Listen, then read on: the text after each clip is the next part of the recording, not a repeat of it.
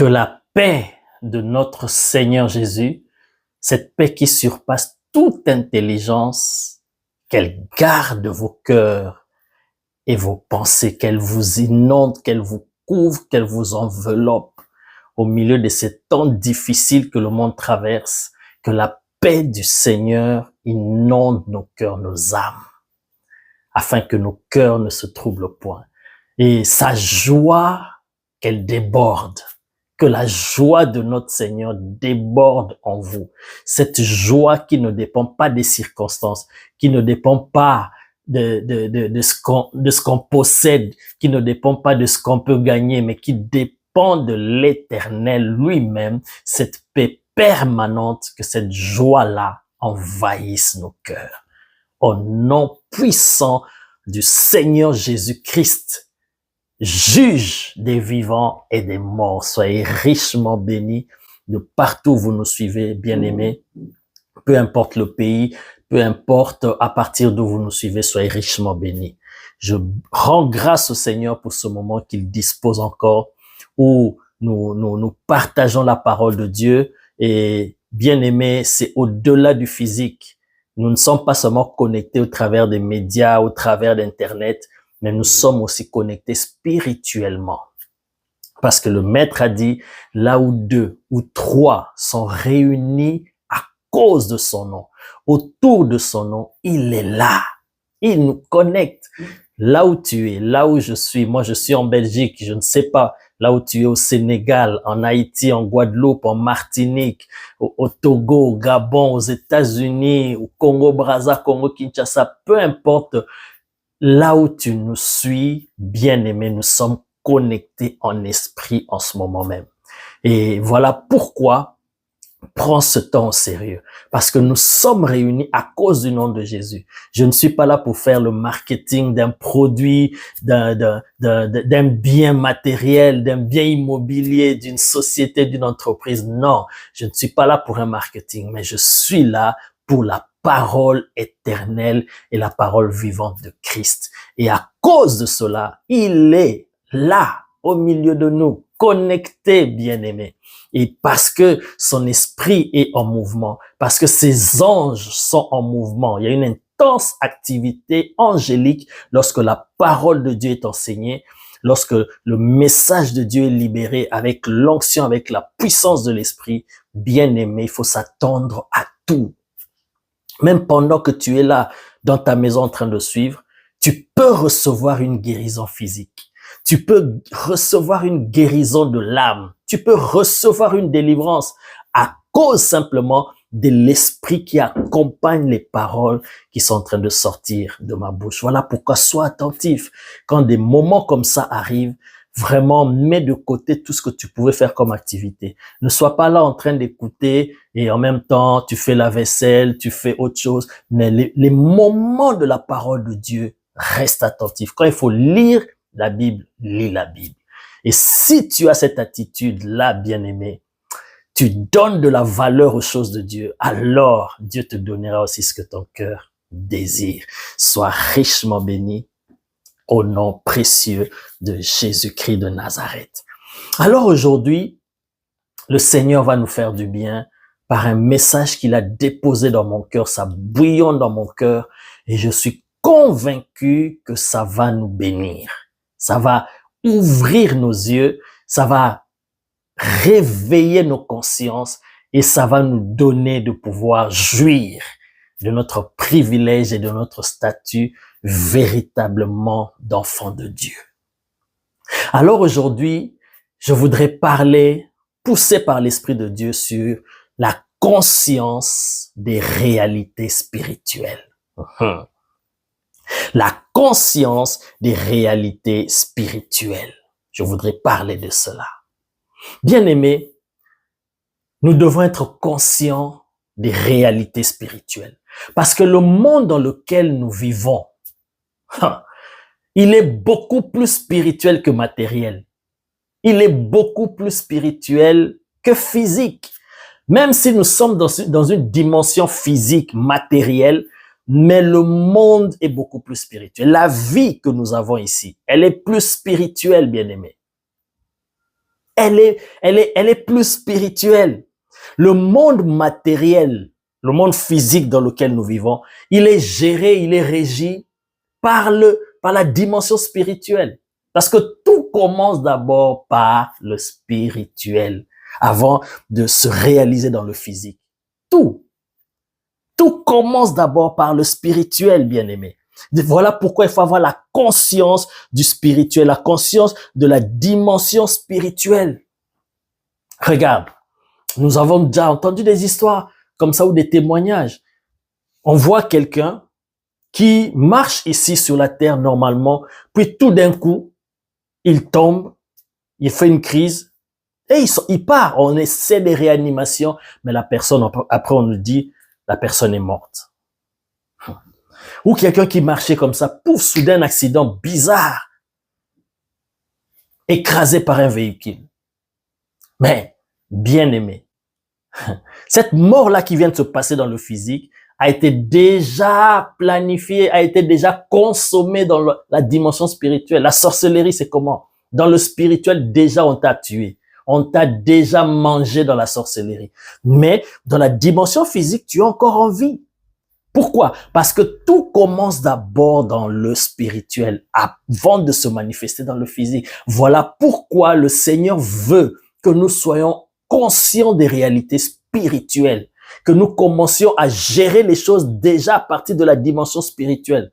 S'il faut arrêter des décrets, annuler des décrets, c'est dans le spirituel d'abord. Parce que si toi, tu t'acharnes, tu donnes ton énergie, tu t'investis dans le physique, sans qu'au préalable, tu aies fait un travail dans le spirituel, bien aimé, c'est peine perdue.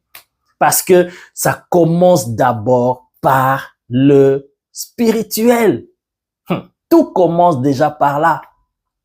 Le Seigneur Jésus nous dit, dans la prière de notre Père, que nous puissions prier en disant que ta volonté soit faite sur la terre comme au ciel. Parce que ce qui se fait, ce qui doit se faire sur la terre, ça doit se faire conformément à ce qui se fait déjà ou c'est déjà fait dans la dimension spirituelle. La terre ici, la dimension physique, ne reproduit ou ne vit que ce qui est déjà fait dans le spirituel. La Bible nous dit que l'agneau de Dieu a été immolé bien avant la fondation du monde, bien avant la création de toutes choses. Ça veut dire, dans le domaine spirituel déjà, l'agneau avait été immolé bien longtemps avant la création du monde, de la dimension physique. Et quand Jésus est mort physiquement sur la croix de Golgotha, bien aimé, ce n'était que l'accomplissement ou la réalisation de ce qui s'était déjà fait. Donc c'est important de comprendre, si tu veux, bien aimé, réussir dans ce monde physique, tu dois comprendre que tout ne commence pas seulement dans la dimension physique. Ça commence dans la dimension spirituelle. Voilà pourquoi Dieu veut que nous soyons conscients. Il nous donne ce message pour nous réveiller. Regardez, ceux qu'on appelle les occultistes, qui vont dans des confréries, dans des loges. Pourquoi? Parce qu'ils ont compris comment ce monde fonctionne. Ils ont compris que la réalité physique, la dimension physique n'est pas que physique. C'est géré par des lois spirituelles. C'est géré par la dimension spirituelle. Alors, ils ont compris que pour régner ici, pour maîtriser les choses, pour diriger, il faut être en connexion ou en contact avec la dimension spirituelle. Voilà pourquoi ils vont dans ces pratiques, afin qu'ils soient connectés à ces réalités spirituelles. Et dès qu'ils sont conscients de cela, c'est à partir de là maintenant qu'ils viennent régner dans le physique. Et nous les voyons aujourd'hui ce qu'ils font, parce qu'ils ont compris ces réalités. C'est eux, dans les hautes places, les hautes sphères de la société, c'est eux qui sont là. Pourquoi? Parce qu'ils ont compris qu'il faut aller au-delà du physique. Il faut les réalités spirituelles. Voilà pourquoi ils appartiennent à telle loge. Ils vont voir des marabouts, ils vont voir de ceci pour qu'on les connecte à la dimension spirituelle, parce que c'est à partir de là que tout se passe et la terre ne reçoit que ce qui se passe dans la dimension spirituelle. Lisons un texte qui va nous servir d'exemple et de base pour notre message d'aujourd'hui. Nous allons lire, c'est dans 1 Roi chapitre 2. 1 Roi chapitre 2 à partir du verset 10, nous allons lire. 1 Roi chapitre 2, verset 10. Il s'agit de l'illustre roi Salomon. Le roi Salomon. 1 Roi chapitre 2, verset 10. Nous commençons à partir du verset 10 parce que on parle d'abord de David qui meurt et ensuite Salomon qui règne à sa place. Voici ce qu'il est dit à partir du verset 10. David se coucha avec ses pères et il fut enterré dans la ville de David. Le temps que David régna sur Israël fut de 40 ans. À Hébron, il régna 7 ans et à Jérusalem, il régna 33 ans. Salomon, verset 12, s'assit sur le trône de David, son père. Aïe, aïe, aïe. Ce sont ces genres de versets qui me font vibrer. Aïe, il y a beaucoup à dire là-dessus. Salomon s'assit sur le trône de David, son père, et son règne fut très affermi. Verset 13. C'est à partir d'ici que nous commençons l'histoire qui nous permettra de comprendre les réalités spirituelles. Adonijah, fils de Haggith. Adonijah, c'était l'un des fils de David. Alors, Adonijah, fils de Haggith, alla vers Bathsheba, mère de Salomon. Elle lui dit, viens-tu dans des intentions paisibles? Il répondit, oui. Et il ajouta, j'ai un mot à te dire. Elle dit, parle. Et il dit, tu sais que la royauté m'appartenait. Écoutez ce que Adonijah dit ici. Retenez, c'est pourquoi j'insiste, lisons ensemble. Prends ta Bible, assieds-toi calmement, confortablement, concentré avec l'Esprit de Dieu, lis ta Bible. C'est très important tous ces éléments. Je vais revenir un peu plus tard. Adonijah dit, tu sais que la royauté m'appartenait et que tout Israël portait ses regards sur moi pour me faire régner. Mais la royauté a tourné. Mais la royauté a tourné. Qui a fait tourner cette royauté-là? Nous allons découvrir cela. Il dit, mais la royauté a tourné. Et elle est échue à mon frère parce que l'Éternel la lui a donnée. Maintenant, je te demande une chose. Ne me la refuse pas. Elle lui répondit, parle. Et il dit, dis, je te prie au roi Salomon, car il ne te le refusera pas, qu'il me donne pour femme Abishag la Sunamite. Ça, c'est mal connaître Salomon. Il ne te refusera pas cette demande. On va voir s'il va refuser ou pas. Verset 18. Bathsheba dit, bien, je parlerai pour toi au roi. Bathsheba se rendit auprès du roi Salomon pour lui parler en faveur d'Adonijah. Le roi se leva pour aller à sa rencontre. Il se prosterna devant elle et il s'assit sur son trône. Cela montre le respect, la considération que Salomon avait envers sa mère. En tant que roi, mais il se prosterna devant sa mère. Et il s'assit sur son trône. On plaça un siège pour la mère du roi et elle s'assit à sa droite. Vous voyez le respect, l'estime, l'amour qu'il avait pour sa maman. Puis elle dit, j'ai une petite demande à te faire. Donc, aux yeux de Bathsheba, la mère de Salomon, c'était une petite demande de rien du tout, sans valeur. Mais lisons la suite. Nous allons comprendre que c'était petit à ses yeux, mais aux yeux de Salomon, c'était autre chose. Lui, il avait la perception des réalités spirituelles. Bien-aimé, si tu n'as pas la perception, la compréhension des réalités spirituelles, comme on dit, tu vas passer un sale quart d'heure dans ce monde. Le diable va te malmener. Oh my God.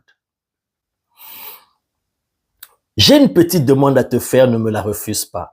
Et le roi lui dit, demande ma mère, car je ne te refuserai pas. Parce qu'il ne savait pas ce qu'il attendait. Mais lorsqu'il entend la demande, écoute, verset 21. Elle dit qu'Abishag, la Sunamite, soit donnée pour femme à Adonijah, ton frère. Le roi Salomon répondit à sa mère. Écoutez la réponse du roi.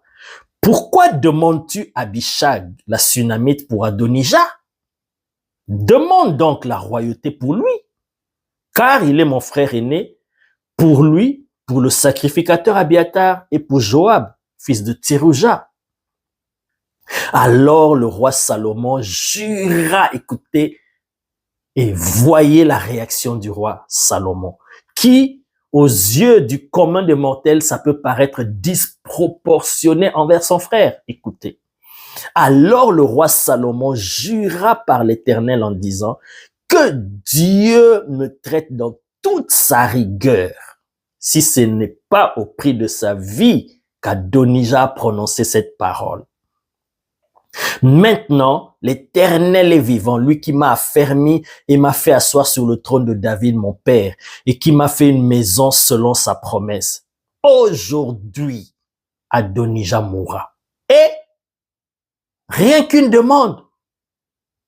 Aujourd'hui, Adonijah mourra. Et le roi Salomon envoya Benaja, fils de Jéhojada, qui le frappa, et Adonijah mourut.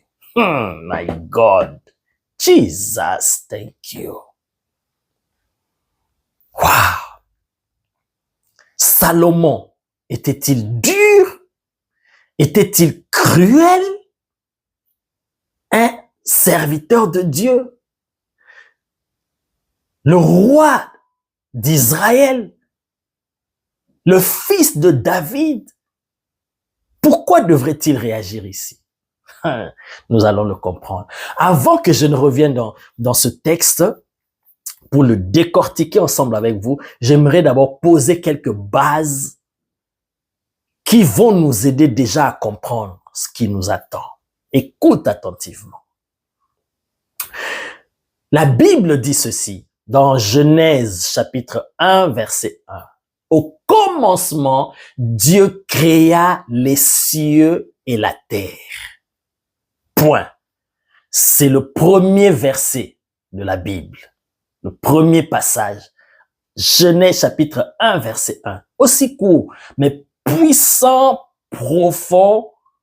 On peut prendre des jours et des jours de séminaires rien que pour décortiquer cette phrase-là. Au commencement, Dieu créa les cieux et la terre. Rien que là, ça peut nous prendre des jours de séminaire.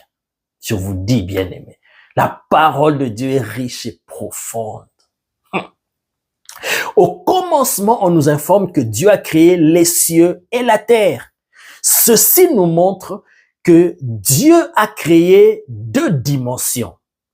La dimension des cieux et la dimension de la terre. En d'autres termes, la dimension spirituelle et la dimension physique ou matérielle. Dieu a créé la dimension spirituelle et il a créé la dimension physique. Et rien que par ce verset aussi, nous comprenons, en parlant des cieux, ça nous montre déjà que la dimension spirituelle a beaucoup plus de sous-dimensions encore. Donc, elle est beaucoup plus profonde que la dimension physique. Parce que dans la dimension spirituelle, on parle des cieux. Donc, il y a plusieurs dimensions, plusieurs compartiments dans ce qu'on appelle la dimension spirituelle. C'est beaucoup plus vaste, profond que la dimension physique ou la dimension matérielle. C'est très important, ces bases que je suis en train d'établir pour comprendre l'ordre et la chronologie dans la création. Dieu, au commencement, n'a pas créé la terre et ensuite les cieux. Non, il a d'abord créé les cieux et ensuite, il a créé la terre. Donc, les cieux ou la dimension spirituelle vient en premier et la dimension physique ou matérielle vient ensuite, vient après. Très important. Voilà pourquoi dans mon introduction, j'ai dit, tout commence d'abord par le spirituel. Et ensuite, ça entre dans la dimension physique.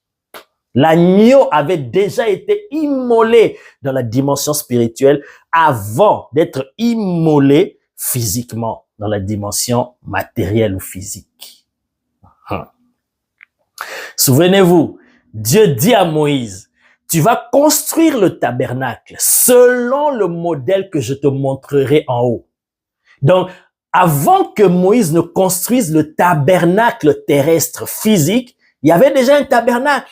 Et il ne devait s'appuyer que sur le modèle qui existait déjà avant, my God. Donc, quand on crée le tabernacle ici sur la terre, ce n'était pas une nouveauté. C'était déjà dans la dimension spirituelle, bien-aimé.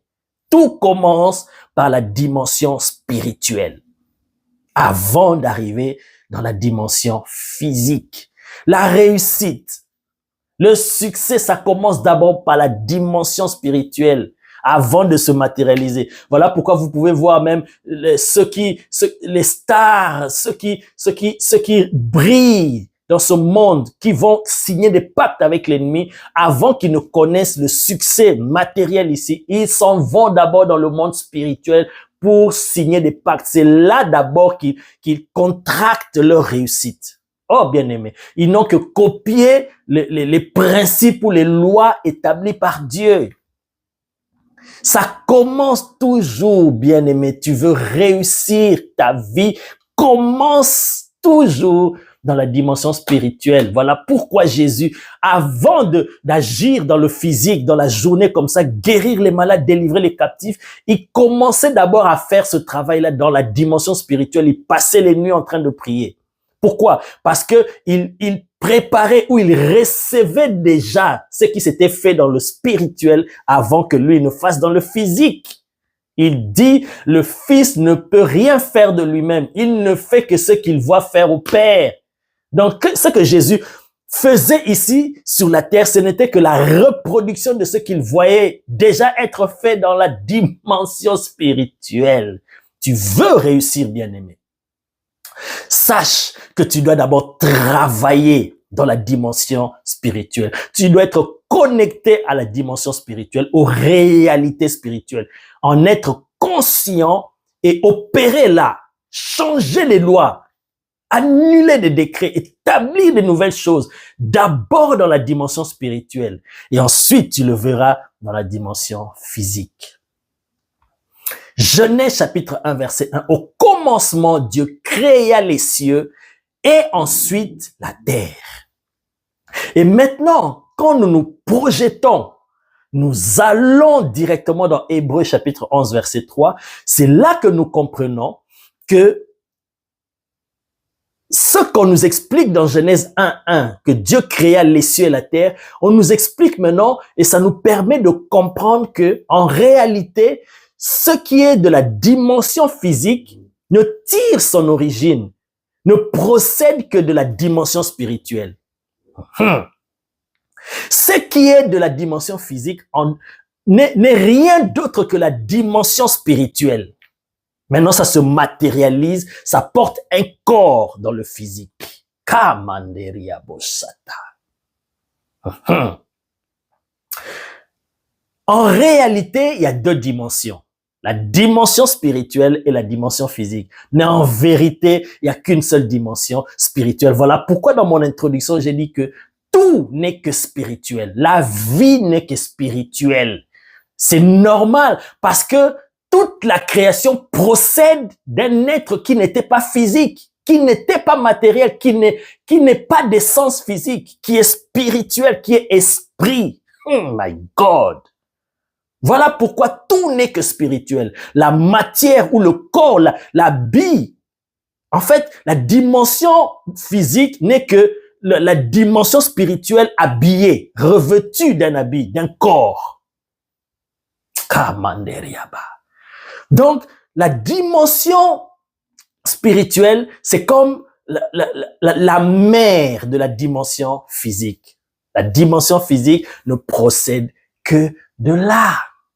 Tout commence dans la dimension physique.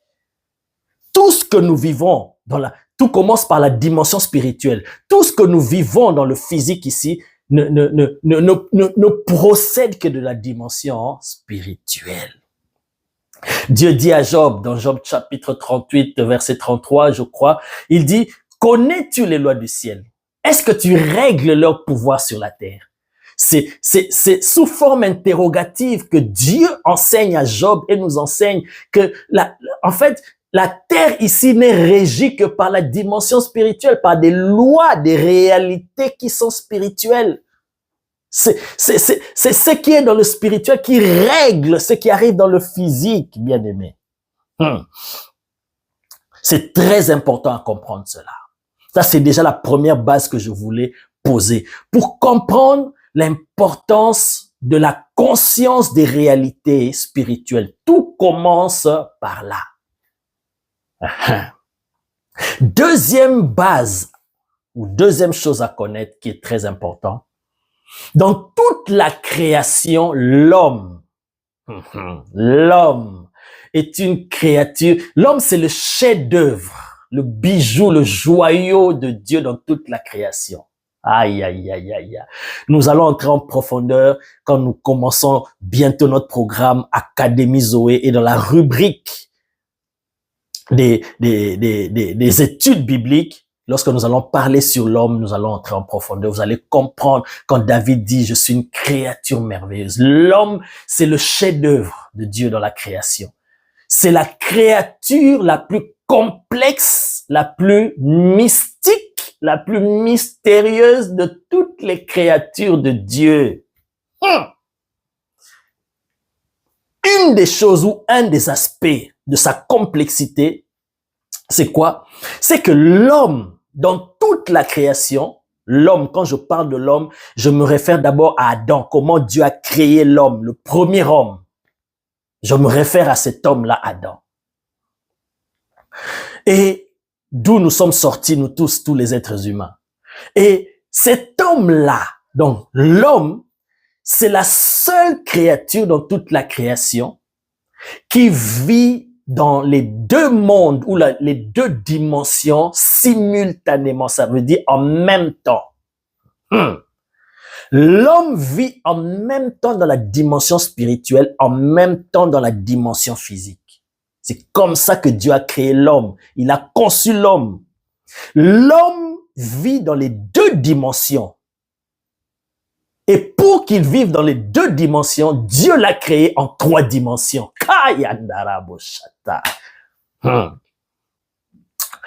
Oh, Jesus, thank you. Il y a beaucoup à dire, mais je dois me retenir pour rester dans le contexte du message. Les anges, eux, vivent dans la dimension spirituelle. Ils ne vivent pas dans la dimension physique avec nous. Pour réaliser une mission que Dieu leur confie dans la dimension physique, pour exercer cela, Dieu leur donne de se doter d'un corps physique, juste pour le temps de la mission, et après c'est fini. Mais ils n'ont pas un corps physique leur permettant de vivre dans la dimension physique. Non. Les anges ne vivent que dans la dimension spirituelle, et ils ne sont que esprit, âme. Toutes les autres créatures célestes, les chérubins, les séraphins, tous ces êtres-là, les archanges, ils ne vivent que dans la dimension spirituelle. Mais l'homme est la seule créature qui vit en même temps dans la dimension spirituelle et en même temps dans la dimension physique. Dieu l'a établi ainsi et Dieu l'a créé de cette manière-là, en trois dimensions pour vivre dans les deux dimensions. Parce que l'homme, la véritable personnalité, l'être humain qui est l'âme, pour entrer en contact avec le monde physique, Dieu lui a donné un corps. Et pour entrer en contact avec le monde spirituel, la dimension spirituelle et avec l'être suprême qui est esprit, Dieu lui a doté d'esprit. Donc l'homme est tridimensionnel ou tripartite, esprit, âme et corps.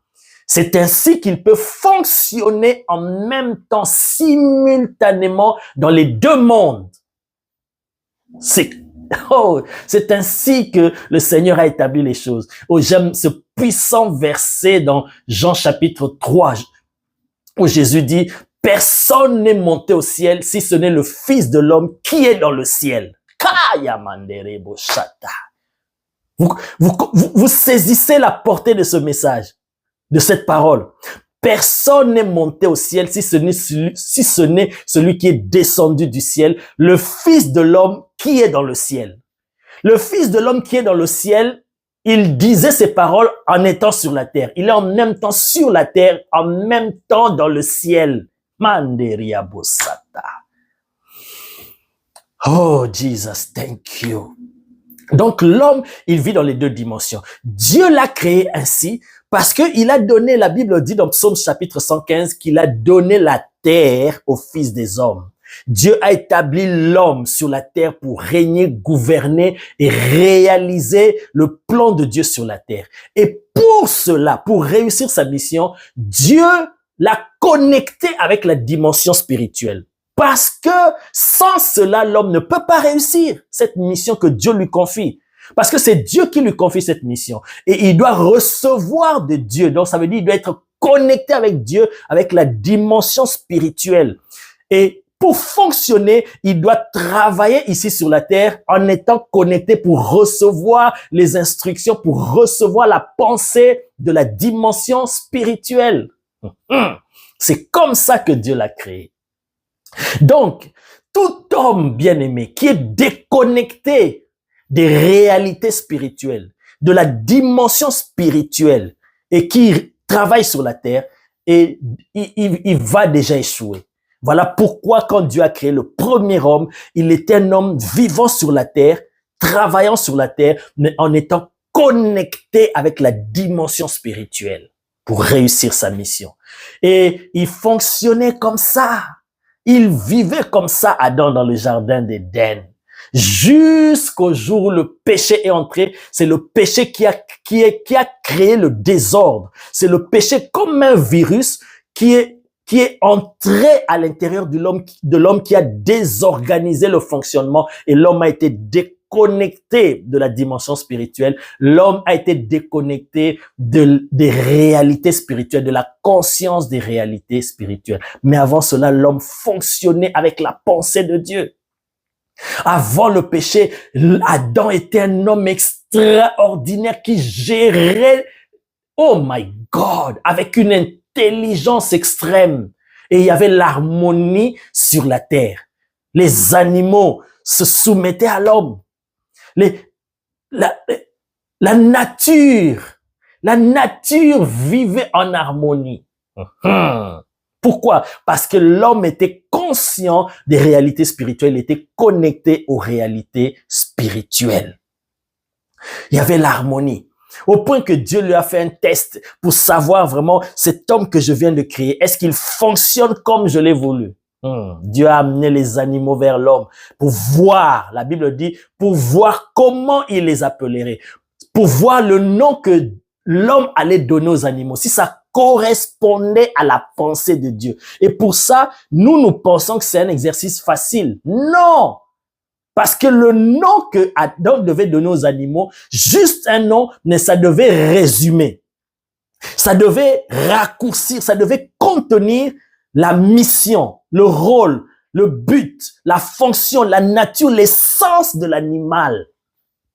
Oh my God! Ça veut dire, pour en arriver là, Adam devait être connecté avec la dimension spirituelle, avec Dieu, pour recevoir sa pensée. Quand Dieu créait ces animaux-là, qu'est-ce qu'il a voulu pour le lion? Qu'est-ce que le lion devait représenter? Qu'est-ce que le lion devait dégager par rapport au Créateur? Quels sont les traits de caractère du Créateur au travers du lion, au travers de tel animal, quelle est sa fonction, quel est son rôle sur la terre? Et Adam avait cette intelligence-là pour percer les animaux, entrer dans leur essence intrinsèque et découvrir cela et leur donner le nom. Parce que le nom, ce n'est pas le nom seulement comme nous on donne aujourd'hui. Tu donnes à ton enfant le nom Stéphane. Juste, comment il va s'appeler? Parce que tu aimes une star et tu prends le nom de la star, tu donnes à ton enfant. Non. Chez eux, le nom, même chez les Hébreux, le nom, on donne pas n'importe comment parce que le nom doit contenir la mission, le rôle, le but pour lequel cette personne est venue sur la terre, où cette chose a été créée. Et quand Dieu a vu ça, il a dit, OK, good job. Well done. Travail bien fait. Et c'est comme ça que l'homme fonctionnait. Jusqu'au jour où le diable, jaloux de la gloire que Dieu a donnée à l'homme, il est venu interrompre cela. En tentant l'homme et en le poussant à désobéir à la loi de Dieu. Et écoutez ce qui s'est passé. Lorsque l'homme a péché, la Bible dit, lorsqu'ils ont mangé le fruit, la Bible dit, les yeux de l'un et l'autre s'ouvrirent. Et ils se sont rendus compte qu'ils étaient nus. Bien aimés, il y a des profondeurs dans ces textes. C'est des textes qu'on nous rapporte. Mais souvenez-vous que celui qui a écrit ça, c'est un prophète, c'est Moïse. Et qui n'a pas assisté à cela quand Adam et Ève vivaient cette époque-là? Moïse n'existait pas encore. Mais avec la sagesse du Saint-Esprit, il a pu nous rapporter ce qui s'est passé. Et c'est un langage prophétique, un langage codé. My God, ça contient des mystères et des enseignements. La Bible dit, les yeux de l'un et l'autre s'ouvrirent et ils ont vu qu'ils étaient nus. Et rapidement, ils se sont fait des feuilles de figues pour se couvrir, pour couvrir et cacher leur nudité. Pensez-vous vraiment que Dieu avait créé Adam et Ève aveugles, les yeux fermés comme ça, et ils marchaient les yeux fermés, ils faisaient tous les yeux fermés? Non, on parle pas des yeux physiques, parce que ça soit avant ou après avoir mangé le péché, leurs yeux physiques étaient bien ouverts. On parle des yeux de l'esprit, des yeux de la conscience. Dans la dimension spirituelle dans laquelle, à partir de laquelle l'homme opérait, dans cette dimension-là, bien aimé, c'était comme on appuyait sur l'interrupteur, sur le bouton off. Les yeux spirituels, c'était off, c'était éteint. Et leurs yeux physiques se sont ouverts. Leurs yeux, en fait, leur conscience s'est ouverte par rapport à la dimension physique. Ils n'étaient plus conscients de la dimension spirituelle, mais ils étaient beaucoup plus conscients maintenant de la dimension physique. C'est par rapport aux yeux de la conscience, par rapport aux yeux de l'esprit.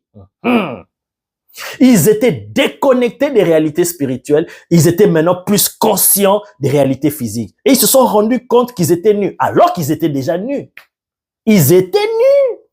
Mais ils ont beaucoup plus accentué maintenant leur conscience dans le physique et déconnecté des réalités spirituelles. À partir de là, la mort est entrée, la maladie est entrée, les souffrances, les malheurs, toutes ces mauvaises choses sont entrées. Dès que l'homme se déconnecte des réalités spirituelles, de la conscience des réalités spirituelles, de la dimension spirituelle, bien aimé, c'est fini. Il ne peut plus réussir sa mission. Il ne peut plus réussir sa mission. Voilà pourquoi on dit que leurs yeux s'étaient ouverts et ils ont vu qu'ils étaient nus.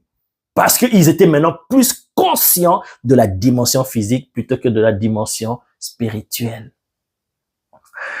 Souvenez-vous de Ésaü et Jacob. À partir de là, nous avons entendu une des phrases les plus énigmatiques, complexes que Dieu ait dites. Il est dit que Dieu a aimé Jacob et il a haï Ésaü. Beaucoup de gens se torturent par rapport à ça. Mais comment Dieu peut détester quelqu'un? Comment Dieu peut haïr quelqu'un? Et la Bible précise même dans Romains, avant même que les enfants n'aient fait le bien et le mal, Dieu déjà avait haï Ésaü et il avait aimé Jacob. Ce n'est pas la haine de détester, non. C'est le choix. Dieu a préféré Jacob par rapport à Ésaü, par rapport à leurs attitudes, leur disposition de cœur. Parce que Ésaü avait banalisé le sacré, n'était pas conscient des réalités spirituelles, de la dimension spirituelle. Il banalisait la dimension spirituelle et il a subi les conséquences. À cause juste qu'il avait faim, il a demandé le potage à son frère Jacob et Jacob lui dit non, en échange, donne-moi le droit d'aînesse. Tellement qu'il était inconscient des réalités spirituelles, il ne savait pas qu'en donnant, en prenant le potage chez Jacob, il était en train d'échanger quelque chose. Il y avait une transaction qui se faisait. Il a même dit, à quoi ça va me servir le droit d'aînesse? Moi, je vais mourir là de faim. Donne-moi le droit d'aînesse, je vais manger. Donc, il était inconscient des réalités spirituelles. Bien aimé, si on est inconscient des réalités spirituelles, bien aimé, d'abord, nous n'allons pas plaire à Dieu et le diable, lui, il va se réjouir, il va vraiment nous malmener. Surtout dans ce temps dans lequel nous vivons, bien aimés, où il y a la séduction à tout bout de champ, où il y a les ruses de l'ennemi, les pièges de l'ennemi, où Jésus a prophétisé, il viendra un temps où l'iniquité va s'accroître. L'amour du plus grand nombre va se refroidir. Les hommes deviendront méchants. Même Paul en a parlé. Les hommes deviendront méchants. Ils se trahiront les uns les autres. Oh my God. C'est temps où on voit, my God, des trahisons, même entre frères. Des pasteurs s'empoisonner. Comment tu peux imaginer des pasteurs s'empoisonner? Si déjà les pasteurs s'empoisonnent, se combattent, ils se font du mal. Et que vont faire les fidèles, les simples fidèles? Ce ne serait pas étonnant que des fidèles entre eux se battent, se combattent, il y ait des guerres de positionnement, parce que déjà, entre les leaders des pasteurs, il y a déjà des combats, au point même de vouloir éliminer l'autre physiquement. Vraiment. Et tout ça là, bien aimé, c'est l'œuvre de l'ennemi. Parce que nous ne sommes pas conscients des réalités spirituelles, des enjeux spirituels, de ce qui se passe dans la dimension spirituelle. Et ça n'arrange qu'une personne, l'ennemi. Et Dieu, ça ne l'arrange pas. Voilà pourquoi il nous envoie ce message, pour nous réveiller et comprendre les dangers qui se cachent lorsque nous sommes inconscients par rapport aux réalités spirituelles. Ésaü n'était pas conscient. Il n'était pas conscient de ce qui se tramait derrière, de ce qui se passait dans le physique, en prenant la nourriture, en mangeant. Il pensait que ça se limitait seulement dans le physique. Mais dans le spirituel, il y a des conséquences. Il y a des réalités qui se passent dans le spirituel, bien-aimé. Et il est tombé dans le même piège que Adam. Juste le manger, à cause du manger. Le diable n'a pas changé de stratégie. Adam, c'était le manger, il est tombé. Ésaü, la même chose, le manger. Et il est venu vers le maître, le Seigneur de l'univers, quand il est venu physiquement sur la terre. Satan est venu. La première tentation, c'était le manger. Si tu es le Fils de Dieu, transforme ces pierres en pain. Parce que tu as faim. Pensez-vous que Jésus n'avait pas le pouvoir parce qu'il a faim, de faire ce miracle-là? Il en avait. Lui qui a multiplié 5 pains et 2 poissons pour nourrir, oh my God, pour nourrir 5000 hommes sans compter les femmes et les enfants. Il avait ce pouvoir. Il pouvait le faire. Mais il savait qu'il y avait un piège. S'il faisait cela, il allait obéir à la voix de l'ennemi et directement, il tombe sous son pouvoir. C'était un piège. Il a refusé cela. Pourquoi? Parce que lui, il était conscient des réalités spirituelles. Comment il était conscient? Parce qu'il était rempli du Saint-Esprit. Parce que cette tentation-là, ça vient juste après son baptême. Et c'est après son baptême qu'il a été rempli du Saint-Esprit et conduit par l'Esprit dans le désert. Alléluia. Et c'est comme ça que Jésus a vaincu ces pièges-là. Bien aimés, nous aussi, nous faisons face aux pièges de l'ennemi. Et si nous ne sommes pas conscients des réalités spirituelles, des enjeux spirituels, des transactions spirituelles qui s'opèrent, bien aimés, nous serons les plus malheureux, tout en étant des enfants de Dieu, des chrétiens. Mais parce que nous sommes inconscients, voilà pourquoi le Seigneur dit une parole. Tu peux ressentir son cœur quand il dit cette parole. Mon peuple Ceux qui m'appartiennent, ceux qui me servent, s'ils sont détruits, ce n'est pas parce que l'ennemi est fort, l'ennemi est puissant, il est plus puissant que moi. C'est à cause de leur ignorance, parce qu'ils manquent la connaissance. Ils ignorent les vraies choses. Comment se passent les réalités? C'est juste l'ignorance, l'inconscience des réalités spirituelles qui fait que nous souffrons. Mais le Seigneur veut que ça change. Ça change et c'est en train de changer. Pendant que j'annonce cette parole, si tu sens que dans ton cœur ça bouillonne, tu sens que dans ton cœur ça te révolte, c'est parce qu'il y a une lumière qui est en train de chasser les ténèbres de l'ignorance dans ton cœur, dans ta vie. Jésus dit dans Jean 15, déjà vous êtes purs à cause de la parole que je vous annonce. Pendant que la parole est enseignée, il y a l'esprit de vie qui accompagne les paroles et qui fait un travail sans même que ton corps le sente, parce que c'est des réalités spirituelles, bien-aimés. Nous sommes conscients des réalités spirituelles. Pendant que je parle là, il y a des choses qui se passent dans ton âme, dans ton esprit, dans ton corps. Il y a l'intelligence qui s'ouvre et qui va amener des délivrances. La Bible dit un jour, Jésus enseignait, et pendant qu'il enseignait, il s'opérait des guérisons et des délivrances. Oui, n'attends pas seulement que je prie pour toi, je déclare des guérisons. Pendant que je parle, là, l'Esprit de Dieu, si tu es attentif, peut faire quelque chose à laquelle tu ne t'attendais même pas.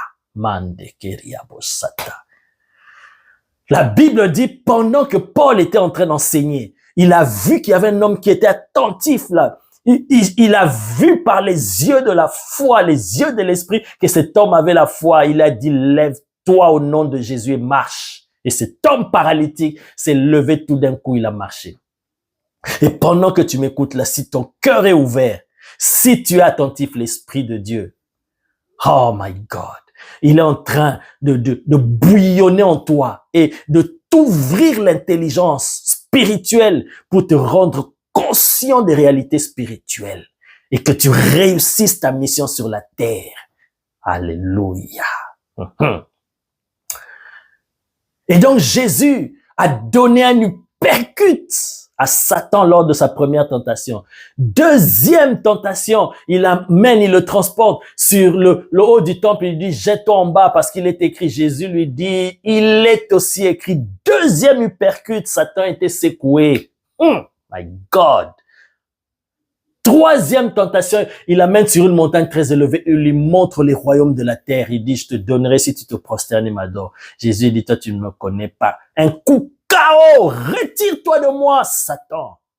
La Bible dit, Satan s'est retiré jusqu'à un moment favorable. Parce que, oh my God, s'il n'a pas eu peur du Fils de Dieu, s'il n'a pas eu peur de Jésus qui sortait d'un jeûne, d'un moment de jeûne et prière, 40 jours, 40 nuits, tout feu, tout flamme, il n'a pas eu peur de le tenter. Penses-tu qu'il aura peur de toi?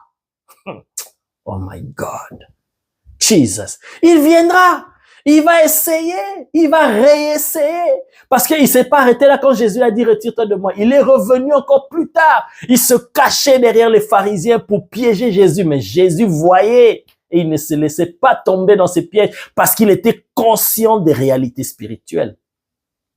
Pensez-vous vraiment que le diable, il va te lâcher pour toujours? Non! Tant que nous vivons sur cette terre, nous ne sommes pas encore retournés au Père. En tant qu'enfants de Dieu, Satan essaiera jusqu'à notre dernier souffle. Et il s'en fout que tu sois jeune, que tu sois enfant, personne âgée, peu importe ta race. Il s'en fout, même peu importe ta religion. Satan, il s'en fout que tu sois musulman, bouddhiste, que tu sois athée. Il déteste l'espèce humaine.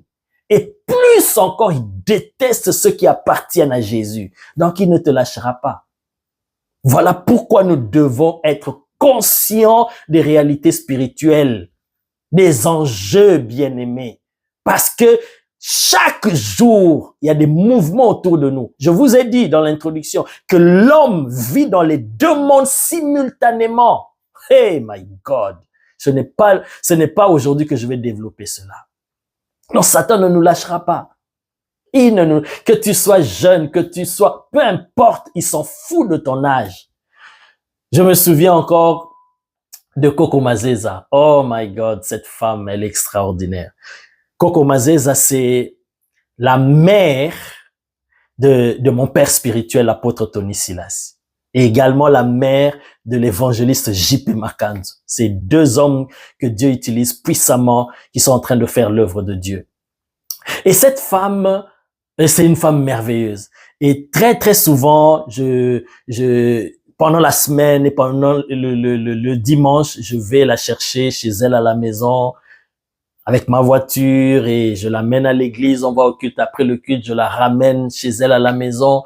Et c'est un plaisir que je le fais parce que je sais quelles sont les bénédictions qui s'attachent à cela. Quand je suis en train de servir une telle femme qui a porté dans son sein ces deux grandes onctions-là. Oh my God. Merci Seigneur. Et souviens-toi de ta servante Coco Mazeza. Et souviens-toi de sa postérité. Physique et spirituelle. Ah, merci Jésus. Et alors, donc pendant que nous sommes dans la voiture en train de rouler pour l'église ou pour la maison, on parle, on chante, elle nous exhorte, elle nous donne des conseils. Et un jour, un dimanche matin, alors qu'on allait à l'église, elle me dit, mais tu sais, elle me donne des conseils. Vous êtes encore des jeunes, vous êtes en train de servir Dieu, vraiment, soyez attachés à Dieu, soyez prudents, parce que l'ennemi est en colère et il ne vous aime pas, il va tout faire pour vous séduire, pour vous sortir du chemin de Dieu. Donc, vraiment, les jeunes, je prie pour vous, soyez prudents. Elle me donnait des conseils. Et après, à un moment donné, elle dit, mais d'ailleurs, je parle seulement des jeunes, mais c'est à tout le monde, même à moi aujourd'hui, parce qu'aujourd'hui, elle a plus de 80 ans. Même à moi, Satan me tente toujours, Satan, il me combat toujours. Et pendant qu'elle disait ça, je me suis mis à rire et j'ai pensé en moi, j'ai dit, vraiment, celui-là, il est culotté. Il ne tient pas compte de l'âge, qui que tu sois, que tu aies 10 ans, 15 ans, 20 ans, 30 ans, 80 ans, 90 ans, il va tout faire pour essayer de te séduire, bien. Mais, oh my God. Voilà pourquoi, jusqu'à notre dernier souffle, nous devons veiller. Nous devons veiller. Et Satan n'avait pas lâché Jésus. Quand Jésus a dit « Retire-toi de moi », il a cherché d'autres occasions. Et il est revenu encore. Un jour, Jésus enseignait à ses disciples qu'il allait mourir, qu'on allait le tuer, le torturer. Et Pierre le prend à côté et dit « À Dieu ne plaît, cela ne t'arrivera pas. » Arrête de dire des choses comme ça. Vous savez quelle était la réaction de Jésus. Il a été très dur. « Arrière de moi, Satan !» My God. Je suis sûr les disciples qui étaient là, et même Pierre n'avait rien compris. Mais Pierre, il s'est dit, mais par amour, mais moi, je peux pas accepter de te voir être torturé comme ça. Non, tu ne peux pas mourir. Tu es notre Messie. Tu es venu pour nous libérer. Parce qu'il ne comprenait pas encore le rôle et la venue du Messie. Oh my God. Et c'est par amour, par émotion, les sentiments. Pierre a parlé. Mais Jésus a discerné, lui qui connaissait les réalités spirituelles. Il a dit, ça c'est un piège. Ça, c'est un piège de l'ennemi et il s'est montré dur. Pourquoi? Parce que Jésus a compris ce que Pierre et les autres apôtres n'avaient pas compris. Satan, par la bouche de Pierre, voulait détourner Jésus de la mission. Que Jésus ne meure pas alors qu'il est venu pour ça. Il en était conscient. Il en était conscient. Il est venu pour donner sa vie pour l'humanité. Et Satan, par la bouche de Pierre, il voulait le désorienter, qu'il ne réalise pas cette mission-là, qu'il ne meure pas à la croix. Et si Jésus ne meurt pas à la croix, ça veut dire qu'il a raté la cible. C'est ça même la définition de péché. Ça veut dire Jésus aurait péché, il aurait raté sa mission. Et si Jésus pêche, le sauveur de l'humanité, ça veut dire le plan du salut est compromis. Et si le plan du salut est compromis, les desseins de l'Éternel, le projet de Dieu est compromis. Et c'est un coup d'état spirituel. Et Jésus, connaissant cela, il dit jamais, arrière de moi Satan. Hey, ce n'est pas Pierre. Pierre, toi, tu n'as pas le problème. Mais c'est à Satan parce que moi, je vois Satan. Je suis conscient des réalités spirituelles. Moi, je ne suis pas le premier homme. Je suis le second homme. Hey, ya, ya, ya, ya, qui est bien conscient, pleinement conscient des réalités spirituelles. Tu ne mourras pas comme tu as eu le premier homme. Et Jésus s'est montré dur. Et à partir de là, maintenant, je retombe dans notre texte. Parce que quelqu'un peut se dire, mais pasteur Pépé, nous avons lu le texte sur Salomon. Mais depuis que tu nous parles, c'est vrai, nous sommes passionnés par rapport à ce que nous entendons, nous aimons, nous comprenons, c'est la parole de Dieu, nous sommes bénis. Mais alors, où est le rapport avec Salomon? Maintenant, pour terminer, je rebondis sur Salomon. Voici l'histoire que nous avons lue sur Salomon. C'est toujours dans le même contexte des réalités spirituelles. J'explique le contexte de ce passage. David est devenu vieux. Il a accompli ses jours, il arrive vers la fin de sa vie. Et la Bible dit, étant devenu vieux, il n'arrivait plus à se réchauffer. Même on mettait sur lui des vêtements pour le réchauffer, mais il n'arrivait pas à réchauffer. Alors ses serviteurs ont eu l'idée de chercher une jeune et belle fille vierge pour être auprès du roi, pour le servir et pour le réchauffer. Et même coucher dans son sein afin de garder David au chaud. Oh my God! Alors on a trouvé cette jeune femme, Abishag, qu'on a amenée auprès de David, qui a commencé à servir David et qui a arrivé même à dormir dans le sein de David, donc sur le même lit de David. On peut dire en quelque sorte que cette jeune fille-là était devenue la femme de David, ou une concubine de David, parce que David avait beaucoup de femmes. C'était donc la dernière femme qui a accompagné David dans les derniers jours de sa vie. Cette femme-là, Abishag. Oh my God. Jesus, thank you. Donc, vous comprenez déjà qui est Abishag. Très brièvement, voici qui est Abishag. Cette femme qui a été l'objet de ce problème qui a amené Salomon à tuer son frère. Abishag. Et donc, David étant devenu vieux, vous savez comment ça se passe, la royauté. Quand un roi meurt ou il doit mourir, c'est son fils qui doit le succéder. S'il a des fils, bien sûr, on va procéder par ordre chronologique, le plus grand et ainsi de suite. Et donc, David, étant près de la mort, il devait avoir un successeur, un de ses fils. Et vous connaissez les enfants de David. Le premier né de David, le premier né de David, il s'appelait Amnon.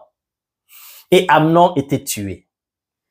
Donc, dans l'ordre, on commence par Amnon, mais Amnon n'était plus là au moment où David était à la fin de sa vie, parce qu'il était tué, vous connaissez l'histoire. Amnon avait violé sa demi-sœur Tamar, qui était la sœur d'Absalom, un des enfants encore de David. Et donc, quand Amnon a violé Tamar, et David n'avait pas correctement réagi, cela a déplu Absalom qui avait gardé rancune et qui plus tard s'est vengé en organisant une fête et a fait tuer Amnon. Donc le premier-né de David, Amnon, est mort. Ainsi, en suivant l'ordre, on arrive à Absalom, qui logiquement, c'était lui qui devait hériter du trône de David.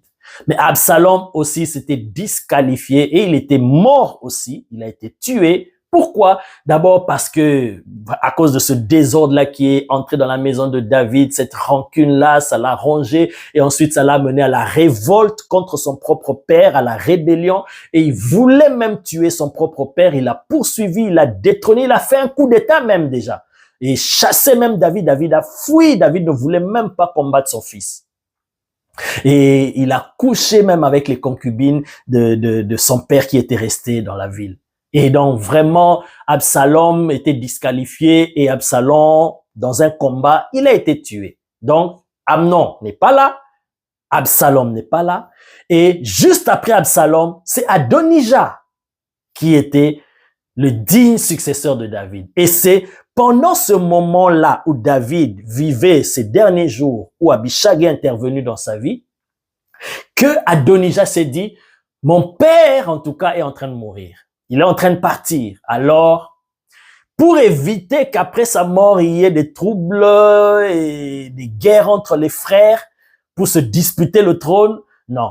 Je préfère déjà maintenant là que je puisse m'autoproclamer roi. Et c'est comme ça qu'il a invité avec lui le sacrificateur Abiatar, Joab, le chef d'armée, et beaucoup de gens se sont joints à lui et on l'a couronné roi. Il est monté sur un char et on a commencé à chanter, à célébrer. Il a organisé une fête, il a invité des gens pour célébrer que Adonijah est devenu roi. À la place de David, son père, parce qu'il était déjà sûr que David était en train de mourir. Il n'avait même plus la force pour intervenir, pour faire quelque chose. Et Nathan le prophète a entendu cela parce que lui, il connaissait le plan de Dieu. Et le plan de Dieu était que celui qui va remplacer David, celui qui va hériter du trône de David, ce serait Salomon, fils de Bathsheba. Tout Israël n'était pas au courant. Et je suis sûr qu'Adonijah n'était pas au courant et les autres. Mais Nathan le prophète était au courant. Voilà pourquoi quand nous avons lu, j'avais insisté sur ce verset où Adonijah a dit, la royauté me revenait. Parce que logiquement, humainement parlant, en ce moment-là, celui qui devait être roi d'Israël, selon tout le peuple, selon la logique humaine, c'est Adonijah. Parce que déjà, il est grand frère de Salomon. Il est plus âgé que Salomon. Et dans la logique, c'était lui. Et même, il est précisé que de son vivant, David ne lui a reproché de rien. Donc, il n'avait pas de reproche. Exemplaire. Tout Israël aimait. Et la royauté, on était sûr que c'était lui le prochain roi après David. Mais, comme il avait dit lui-même, oh my God, comme il avait dit lui-même, nous allons lire ce passage, quand il parlait à la maman de Salomon, il dit ceci, « Tu sais que la royauté m'appartenait et que tout Israël portait ses regards sur moi pour me faire régner. Mais la royauté a tourné. » Qui a tourné cela? C'est l'Éternel. Ça, c'est l'Éternel. Si l'Éternel n'avait pas tourné cela, logiquement, c'était Adonijah qui devait être roi. Et donc, Nathan, quand il a entendu cela, il dit non, non, non, le plan de Dieu est en train d'être menacé ici. Et si c'est menacé, c'est la royauté de David qui est menacée. Si quelqu'un d'autre s'assoit sur le trône de David, en lieu et place de Salomon, aïe, aïe, aïe, aïe, aïe, ce sera le désordre, même dans le spirituel, dans le plan de Dieu. Et Nathan, en tant que prophète, va voir Bathsheba, il lui explique la situation, il dit à Bathsheba d'aller voir David. Bathsheba va voir David, il lui explique que voilà ce qu'Adonijah a fait. David a dit, quoi? Ce n'est pas lui. David s'est ressaisi, bien-aimé. Les dernières forces qui lui restaient, c'était pour accomplir cette dernière tâche. Et vous allez voir après, quand vous étudiez la Bible, après avoir intronisé Salomon et donné les dernières instructions, David est parti. David était mort. Jesus, thank you. Et donc David dit, appelez-moi Tsadok le sacrificateur. Appelez-moi, oh my God, Nathan le prophète. Appelez-moi Benajah. Oh, Jesus. Ça encore, c'est des profondeurs terribles. Aïe. Il dit, venez, allez consacrer, allez oindre Salomon en tant que roi et faites-le asseoir sur mon trône. Et c'est ainsi qu'ils sont allés, le prophète, les sacrificateurs, ils l'ont oint, versé l'huile, ils l'ont établi en tant que roi. Et c'est lui qui est devenu le roi d'Israël parce qu'il s'est assis sur le trône de David. La Bible dit quand Adonijah a entendu cela, il a eu peur parce qu'il a compris tout de suite que, là, Salomon, assis sur le trône de David, ce n'est plus n'importe qui, ce n'est plus un homme ordinaire comme toi et moi. Il n'est plus mon petit frère à partir de ce moment-là. Spirituellement, il est devenu quelqu'un d'autre. Il est connecté à une dimension spirituelle élevée. J'ouvre une parenthèse. Voilà pourquoi c'était institué que les rois d'Israël, même les sacrificateurs, pour faire le service bien-aimé, même le roi, pour exercer sa royauté, conduire le peuple, il devait recevoir l'onction, l'huile sur eux. Cette huile-là, cette onction-là, les connecter à la dimension spirituelle, les réactiver à la dimension spirituelle pour diriger ici sur la terre. Donc, le sacrificateur, en entrant dans le temple, le tabernacle, pour faire le travail, il est dans le physique, mais il est en même temps dans le spirituel en train de faire quelque chose. Or, pour accéder dans la dimension spirituelle, il devait recevoir l'huile pour activer sa dimension spirituelle. Voilà l'importance de l'onction. Et même le roi, pour opérer sur la terre ici, il devait être connecté aux réalités spirituelles, à la dimension spirituelle, pour ne pas faire les choses à l'encontre de la pensée du Dieu d'Israël. Voilà pourquoi tout roi d'Israël devait être loin avant d'exercer la fonction. Et donc, Adonijah a compris que là, Salomon est entré dans une autre dimension. L'onction, c'est l'Esprit de Dieu qui vient sur une personne. C'est l'Esprit de Dieu. Or, Ésaïe chapitre 11, à partir du verset 1, nous explique que l'Esprit de Dieu, oh my God, c'est l'Esprit de sagesse, c'est l'Esprit d'intelligence, c'est l'Esprit de la connaissance, c'est l'Esprit de conseil, c'est l'Esprit, my God, qui te donne l'intelligence, la faculté de comprendre les choses au-delà de l'intelligence humaine, qui décuple tes capacités. Il te dote d'une capacité surnaturelle pour voir les choses, non pas la dimension physique, mais la dimension spirituelle. Il te donne une sagesse pour savoir comment opérer et réagir face à des situations. Oh my God! Voilà pourquoi nous avons besoin de l'onction du Saint-Esprit. Et donc, quand Adonijah a vu ça, il a eu peur, il s'est dit, aïe, là, c'est fini. Qu'est-ce qu'il a fait? Il s'est rétracté, même ses invités, tous ceux qui l'avaient accompagné, ont pris fuite chacun de son côté et il s'est dit non, il peut même pas combattre Salomon et il s'est rétracté, il s'est excusé, il a demandé, la Bible dit, il se prosterna devant Salomon et Salomon l'a pardonné. Il lui dit, va dans ta maison, je te ferai aucun mal. Et c'était fini, c'était sincère pour Salomon. Mais lui, il avait gardé cela dans son cœur. Il se disait qu'on m'a arraché la royauté qui me revenait. Alors, lui, dans son cœur, il n'avait pas lâché. Il cherchait un plan pour essayer de récupérer la royauté. Et bien aimé, voilà pourquoi il faut veiller sur ton cœur. Parce que quand tu gardes rancune dans ton cœur, quand tu as de l'amertume dans ton cœur, quand ton cœur est plein de mauvaises choses, le diable va se servir de toi. Hey! Veille sur ton cœur. Veille sur ton âme. Parce que c'est des invitations. Quand il y a ces choses-là dans ton cœur, c'est des invitations à l'ennemi parce que ce sont des choses qui lui appartiennent. Et il va se servir de toi pour passer par toi et pour essayer de détruire l'œuvre de Dieu. Et ce genre de personnes sont pleins dans nos assemblées, sont pleins autour de nous. Des personnes avec des choses bizarres dans leur cœur, mais qui continuent à servir Dieu, à avancer dans les choses de Dieu. Et ça, Satan aime. J'ai déjà prêché ce message-là. Dieu n'aime pas la cohabitation spirituelle. Vous pouvez écouter cela. Et donc, pour Salomon, c'était passé, mais pour lui, c'était pas passé.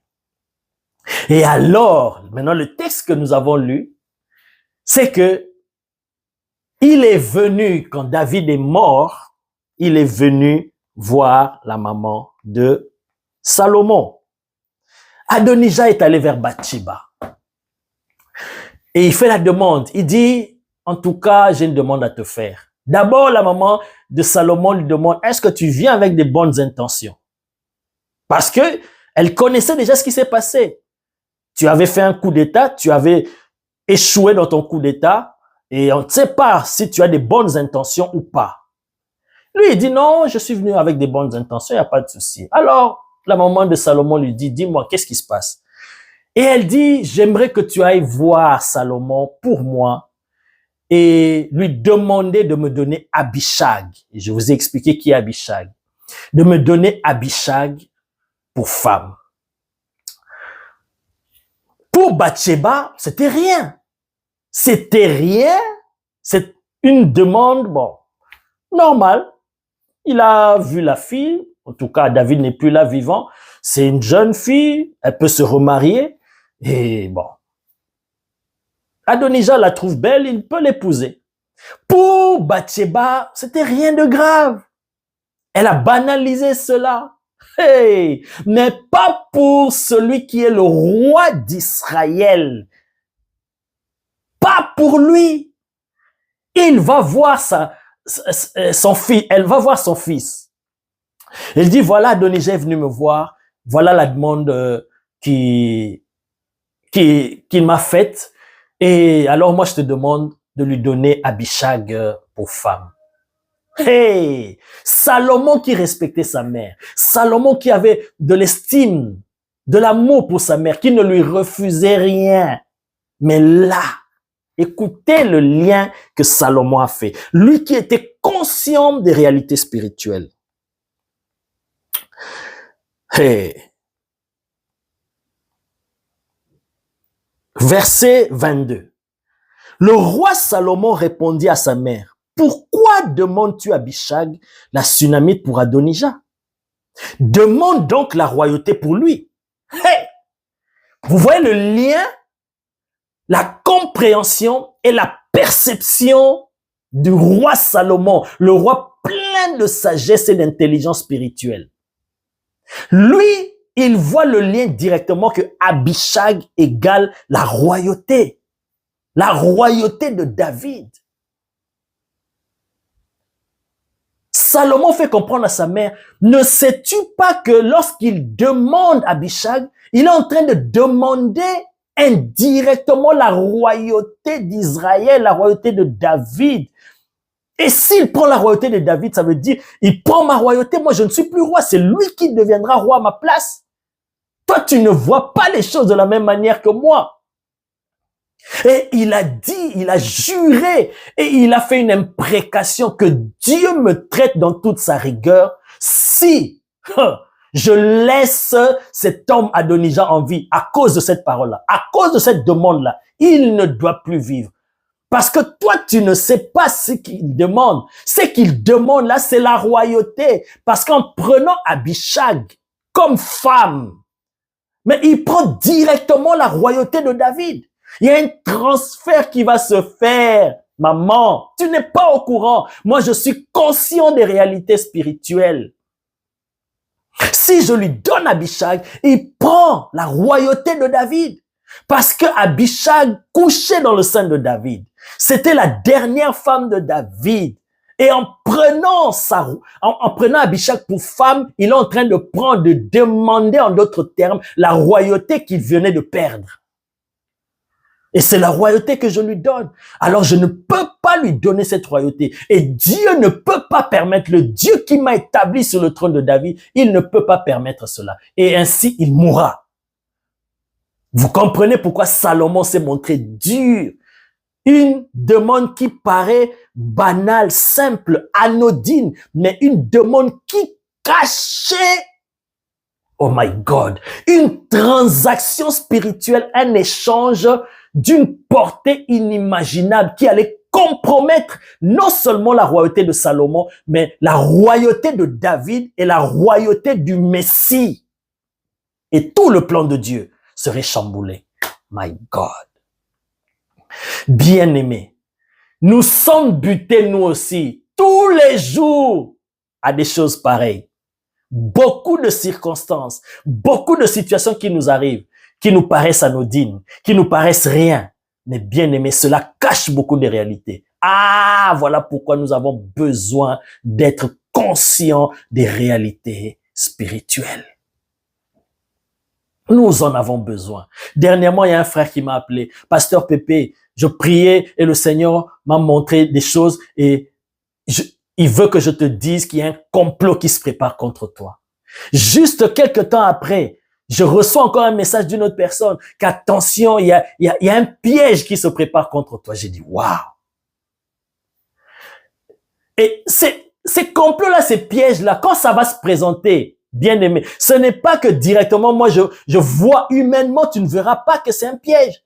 Ça peut venir d'une personne que tu portes dans ton cœur. Ça peut venir d'une personne pour qui tu as beaucoup d'estime. Ça peut venir d'une personne que tu ne peux même pas imaginer que Satan peut passer. Regardez Pierre. Si ce n'était pas Jésus, bien-aimé, qui voit, qui a les yeux comme une flamme de feu, mais tu ne sais pas voir parce que humainement, c'était par amour que Pierre dit ces paroles à Jésus. C'était par amour. Mais Jésus ne se laisse pas aller par les émotions, influencés par les émotions, les sentiments. Combien nous sommes influencés par des gens qui sont autour de nous, par des émotions, des sentiments, des paroles qu'ils nous donnent, par des cadeaux même. Mais c'est des cadeaux empoisonnés, c'est des pièges de l'ennemi, bien-aimés. Dans nos assemblées, dans nos vies personnelles, dans nos mariages, dans nos maisons, dans nos entreprises, dans nos foyers, dans nos assemblées. Il y a beaucoup d'infiltrés de l'ennemi. Comment nous pouvons nous en sortir si nous n'avons pas la conscience des réalités spirituelles? La sagesse et l'intelligence spirituelle pour pouvoir discerner les choses.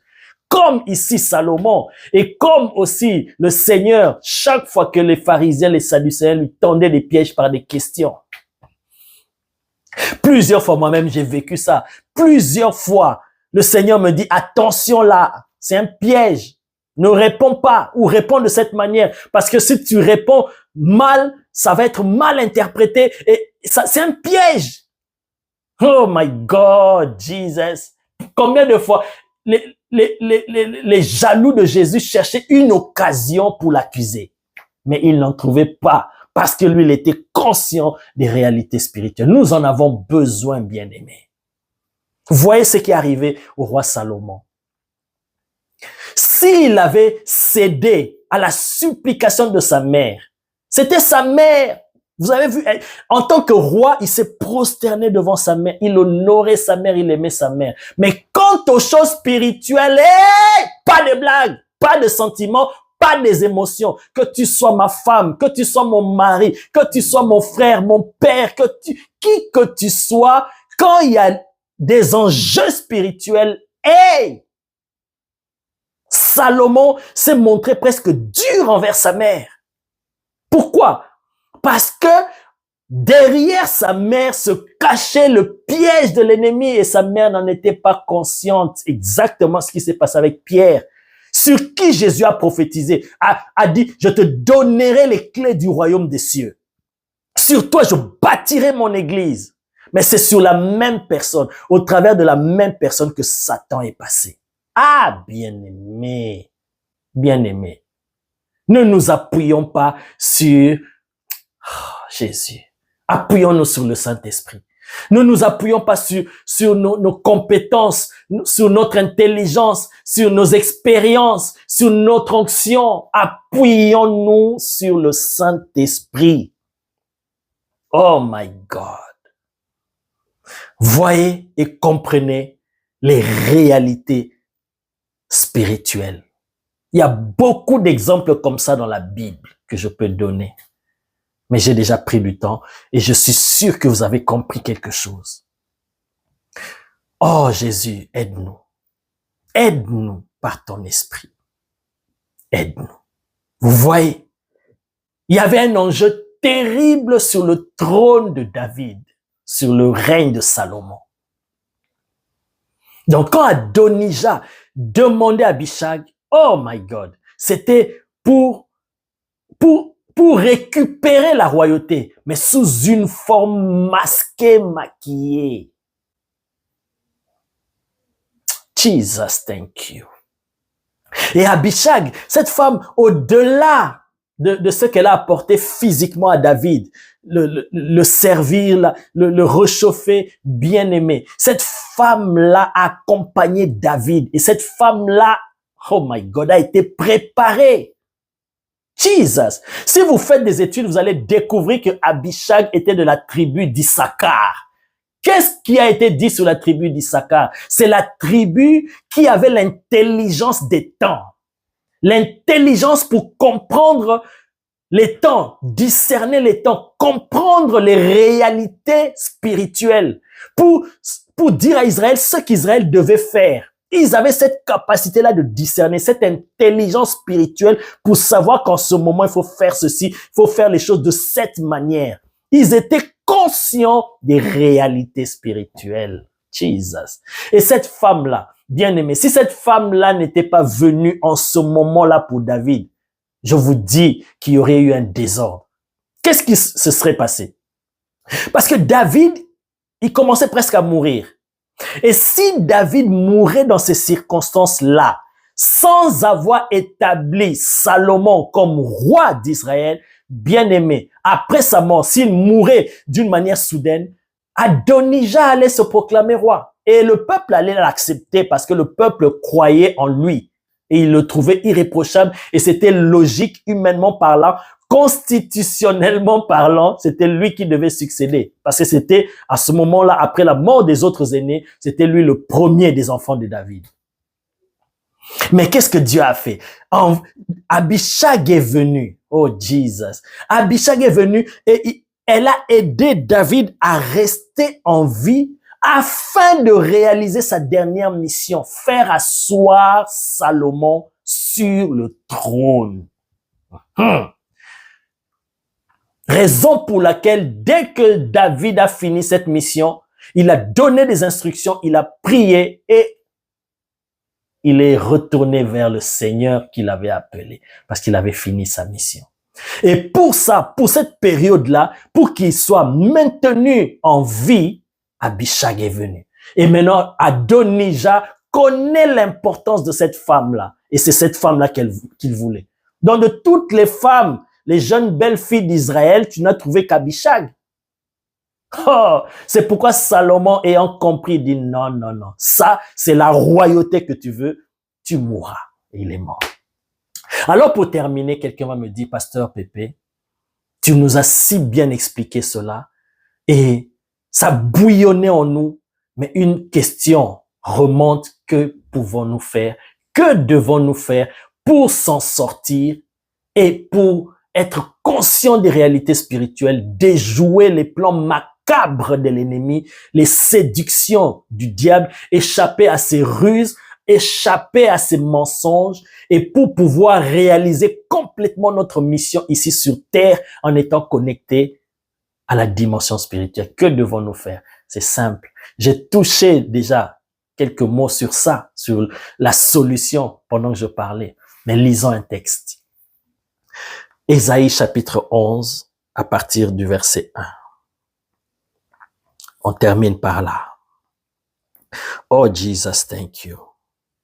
Merci de nous ouvrir les yeux pendant que je parle, de nous ouvrir l'intelligence, de nous reconnecter, de réactiver la conscience des réalités spirituelles en nous. Ésaïe chapitre 11, verset 1, je lis. Puis un rameau sortira du tronc d'Isaïe et un rejeton naîtra de ses racines. L'esprit de l'Éternel reposera sur lui. Esprit de sagesse et d'intelligence, esprit de conseil et de force, esprit de connaissance et de crainte de l'Éternel. Voilà. Bien-aimé, l'Esprit de Dieu, c'est l'esprit supérieur à tous les esprits dans le monde spirituel. C'est le haut sommet. C'est lui qui est le maître de tous les esprits. Tous les esprits lui sont soumis, sont sous son contrôle.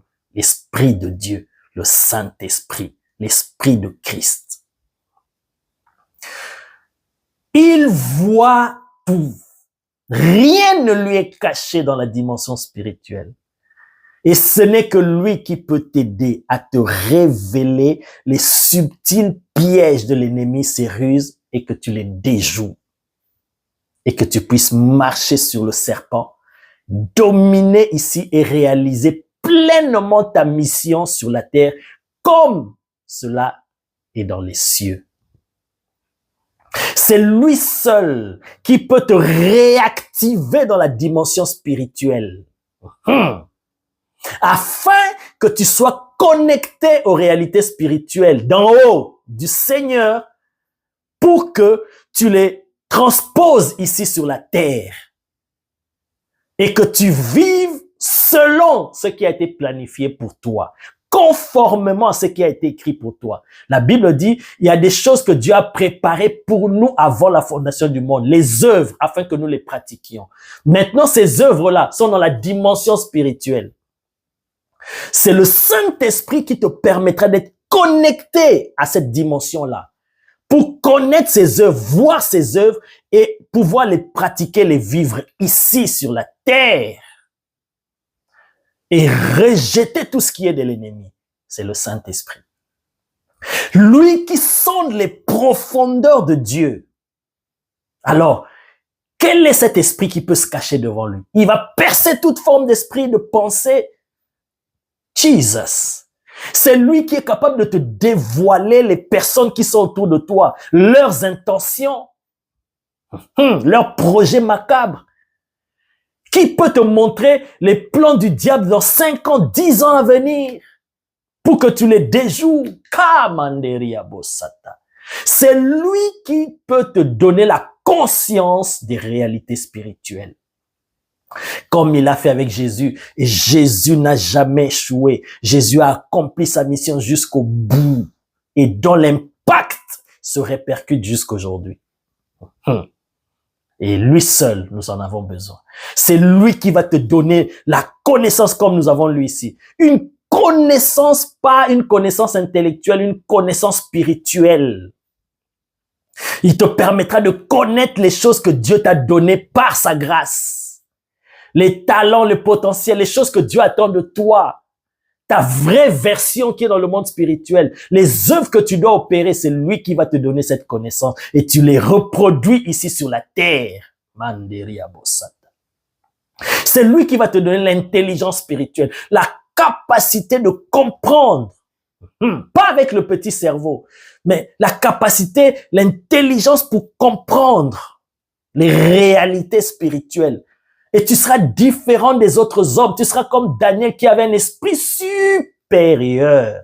Hey, vous pouvez voir une réalité, mais tu comprends cela différemment des autres. Et tu agis différemment. On te demande, pourquoi tu agis comme ça? Mais parce que toi, tu vois les choses que les autres ne voient pas. Hey, my God. Il te donnera une intelligence surnaturelle pour comprendre des choses, pour voir des choses, pour savoir que ça signifie ça. Ça veut dire ça. Si on fait ça, ça veut dire ça va mener à ça. Il te donnera une sagesse surnaturelle comme Salomon. My God. Une sagesse extrême. Jesus, thank you. Pour résoudre des problèmes difficiles, pour répondre aux questions les plus énigmatiques, pour percer les mystères les plus complexes de l'univers. Il va te donner cette sagesse infiniment variée. Il va te donner oh my God. Nous avons besoin de lui. Quelqu'un va me dire, mais le Saint-Esprit est déjà dans ma vie. Oui. Sois constamment rempli du Saint-Esprit tous les jours. Pas seulement être rempli du Saint-Esprit, mais se laisser aussi conduire par le Saint-Esprit. Parce que ça, c'est une clé. C'est une chose d'être rempli du Saint-Esprit, c'est une autre de se laisser conduire par le Saint-Esprit. Si tu es seulement rempli du Saint-Esprit, mais tu ne laisses pas le Saint-Esprit te conduire et diriger ta vie, bien-aimé, tu risques de tomber dans les pièges de l'ennemi sans savoir que tu es déjà dans le filet de l'ennemi. Oh my God, tu seras piégé par l'ennemi et beaucoup de choses de toi seront ralenties, paralysées. Et nous avons donc besoin du Saint-Esprit. Voilà la clé. Il n'y a pas deux issues pour s'en sortir. Il faut être rempli du Saint-Esprit et se laisser conduire par le Saint-Esprit. Alors, bien-aimé, tu réussiras ta mission sur la terre. Tu accompliras les œuvres que Dieu t'a montrées. Tu n'auras pas de regrets, de remords à la fin. Quand le Seigneur te montrera, regarde. Regarde la vie que tu as menée sur la terre. Tu es sauvé, bien sûr, tu es auprès de moi. Mais regarde la vie que tu as menée. Mais regarde la vie que j'avais préparée pour toi. Simplement, il t'a manqué juste d'être connecté à ces réalités-là pour les connaître et les reproduire sur la terre. Savoir comment opérer. C'était l'ignorance. Mais tu aurais pu vivre cette vie-là. Tu aurais pu accomplir. Regarde les exploits que tu aurais pu accomplir accomplir. Regarde les entreprises que tu aurais pu, regarde le ministère que tu aurais pu avoir, regarde l'église que tu aurais pu diriger, regarde l'impact que tu aurais eu dans la société. Alors là, c'est le remords. Mais voici le temps pour être conscient de ces réalités, être réactivé dans la dimension spirituelle et pour vivre sur la terre, mais en étant connecté au ciel et en recevant du ciel, de la dimension de Dieu et pour reproduire ici sur la terre. Père, merci. J'ai libéré ta parole et j'ai confiance. Je sais qu'en libérant ta parole, ton esprit a agi dans les cœurs. Un travail se fait dans l'esprit, l'âme et le corps de tes enfants. Oh my God, des changements se sont opérés dans la dimension spirituelle parce que ta parole est vivante et efficace, plus tranchante qu'une épée à 2 tranchants. Ta parole a percé les cœurs de tes enfants. Ta parole a séparé la lumière d'avec les ténèbres dans nos vies. Ta parole a apporté des changements dans nos vies. Je te dis merci.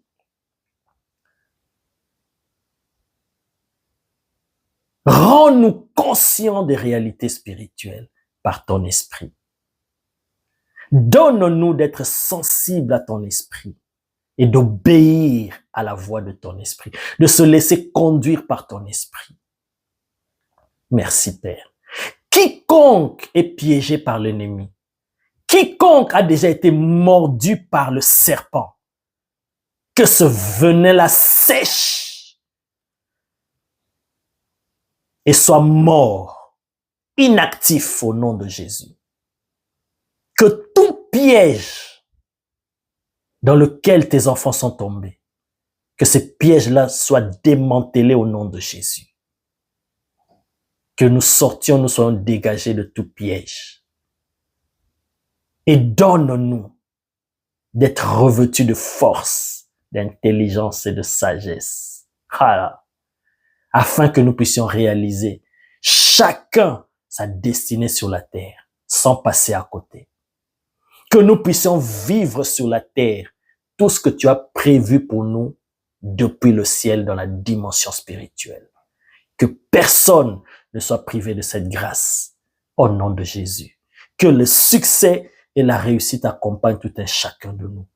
C'est à cela que tu nous as appelés, à la grandeur, à la réussite de notre mission sur la terre. Père, merci pour les témoignages.